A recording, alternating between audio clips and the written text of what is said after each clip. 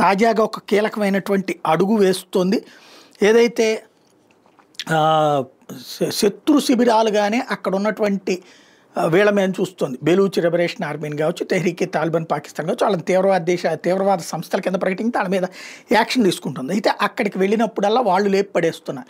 పాకిస్తాన్ అబ్బాయి ఏం జరగలేదు అని చెప్తుంది, ఎవరు చచ్చిపోలేదో ఇద్దరు గాయాలైనవి అని. కానీ వీళ్ళు ఆధారాల్ని రిలీజ్ చేస్తున్నారు. తాజాగా మొన్న సెప్టెంబర్ 15న మాండ్లోని పాకిస్తాన్ ఆర్మీ 125 వింగ్ కాన్వాయ్ మీద జరిపిన దాడిలో పాకిస్తాన్ ఆర్మీ కెప్టెన్ వకార్ ఖాకర్ చచ్చిపోయాడు.